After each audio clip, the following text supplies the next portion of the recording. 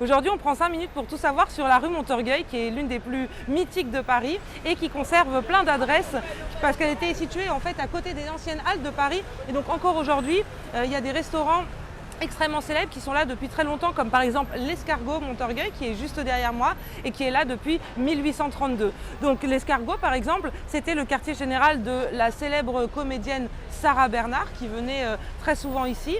Alors l'escargot, voilà, il est toujours ouvert. En ce moment, il est en travaux pour tout l'été 2020, mais vous pourrez bientôt le redécouvrir. Voilà, tout beau, tout neuf. Donc cette rue Montorgueil, le nom en fait de la rue vient du Moyen-Âge. À l'époque, il faut imaginer qu'ici, il y avait la muraille de Philippe Auguste. Donc juste là où on traverse, cette immense muraille qui définissait les contours de Paris. Donc à l'époque, Paris, c'était seulement l'île de la Cité, le quartier latin et le Marais. Et les Parisiens ici avaient pris l'habitude de jeter leurs déchets en dehors de la muraille. Et donc ils avaient construit comme ça une sorte de butte qui s'appelait la butte en Gravois et qu'ils avaient surnommé avec un peu d'humour et d'ironie le Mont Orgueilleux, qui est devenu ensuite le Mont Orgueil. Voilà le nom de notre rue actuelle.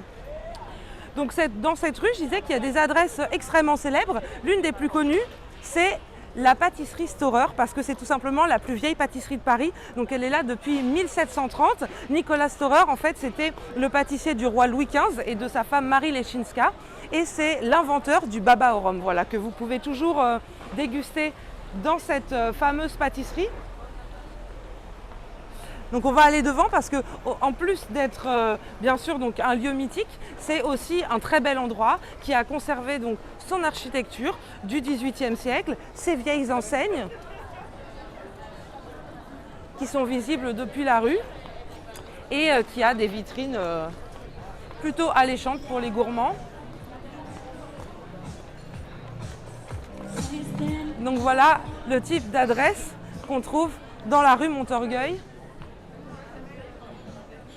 Et donc Nicolas Storer venait en fait de Pologne, là où venait la reine Marie Leschinska, et quand elle s'est mariée avec Louis XV, elle a amené donc son pâtissier personnel à la cour de France. Il a créé les desserts de la cour et il a ensuite ouvert sa pâtisserie ici parce qu'en face se situait la maison des sièges apporteurs de Paris. Et donc il s'était dit que potentiellement ici il y avait une clientèle plutôt aisée qui fréquentait cette partie-là de la rue en allant aux halles et il s'est installé juste en face.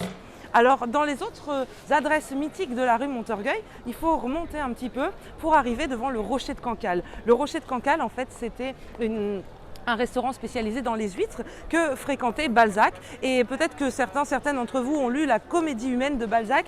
Dans ce livre en fait quasiment tous les personnages passent par ce restaurant donc, qui existait vraiment depuis le 19e siècle et où venait l'écrivain lui-même.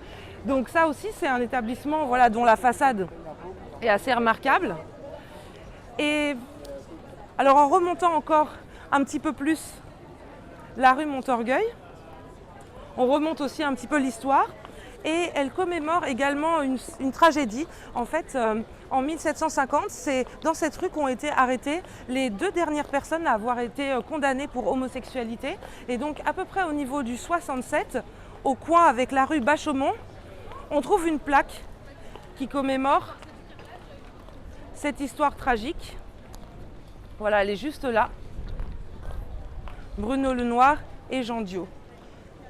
Ce n'est pas la seule arrestation qu'a connue la rue Montorgueil. C'est aussi ici qu'un petit peu plus tard ont été arrêtés certains membres de la bande à Bonneau, dont vous avez peut-être déjà entendu parler, qui étaient des célèbres bandits du tout début du XXe siècle. Donc voilà, c'est une rue qui a une très riche histoire, qui a, comme vous l'avez vu, des adresses assez exceptionnelles et historiques aussi, qui est extrêmement animée. Donc j'espère que cette vidéo vous aura donné envie de venir visiter la rue Montorgueil et puis à bientôt dans les rues de Paris.